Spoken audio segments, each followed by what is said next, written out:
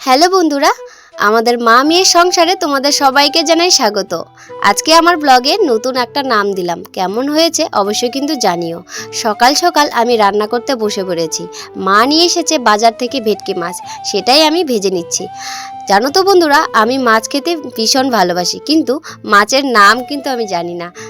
মা বললো এটা ভেটকি মাছ, তাই তোমাদেরও বললাম এটা ভেটকি মাছ। তো ভেটকি মাছটা ভালো করে আমি ভেজে নেব। আর এখানে আমি সব গুছিয়ে নিয়েছি, আলু দিয়ে মাছের ঝোল করব।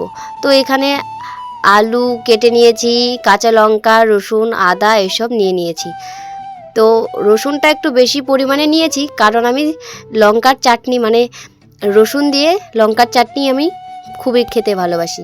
আর এখানে মশলাটা আমি করে নিচ্ছি শিলনোড়ায়। আর এই জায়গাটা দেখতে পাচ্ছ, এখানে জল ফেলে ফেলে আমি কাদা করে, মাটির বাড়িতে এটাই একটু কষ্ট হয় যে একটু জল পড়ে গেলেই কাদা হয়ে যায়, তবুও শান্তি আছে। তো দেখো বন্ধুরা, এখানে আমার রান্না হয়ে গেছে, মাছের ঝোল, লঙ্কা রসুন দিয়ে চাটনি, আর করেছি বাঁধাকপির ঘন্ট। তো এখানে মা আর আমার ভাত বেড়ে নিচ্ছি। আর এসেছিল আমার ভাগনা, তো ভাগনাকেও ভাত বেড়ে দিচ্ছি। ওকে বলছি দেখ হয়েছে নাকি, কতটুক ভাত খাবি, বেশি ভাত দিলে আবার নষ্ট করে দেয়, সেই জন্য আমি অল্প অল্প করেই দিই। তো এখন বেড়ে নিচ্ছি। আর আমার মা কিন্তু পাশেই খেতে বসে পড়েছে, কারণ মায়ের প্রচণ্ড খিদে পেয়ে গেছে, সেই কারণে মাকে বললাম তুমি খেয়ে নাও।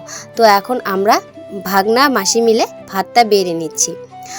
আর যেহেতু আমার বাবা 2022 সালে মারা গেছে, তখন থেকে মা মেয়ে আমরা আলাদা হয়ে গেছি। দাদা তো বিয়ে করে আলাদা হয়ে গেছে, তখন থেকে সংসারটা পুরো আমার মাথার ওপর, তাই সব কিছু কিন্তু আমাকেই মানে হিসেব করে চলতে হয়।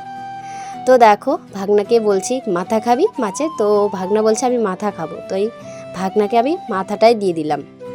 আর আমার মাথা খেতে ছোটোবেলায় ভালো লাগতো, এখনও আমার ভালো লাগে না, কারণ মাথার মধ্যে কম থাকে, সেজন্য আমি মানে মাথা খাই না। আমার মনে হয় মাথাতে কম থাকে, সেজন্য আমি মাথা খাই না, পিচ খাই।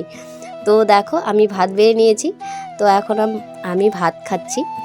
আর হ্যাঁ বন্ধুরা, আমার একটা ছোট্ট ইউটিউব চ্যানেল আছে, চ্যানেলের নাম রিয়ার স্বপ্ন। প্লিজ তোমরা একটু সাবস্ক্রাইবটা করে দিও, কমেন্ট বক্সে লিঙ্ক দেওয়া থাকবে।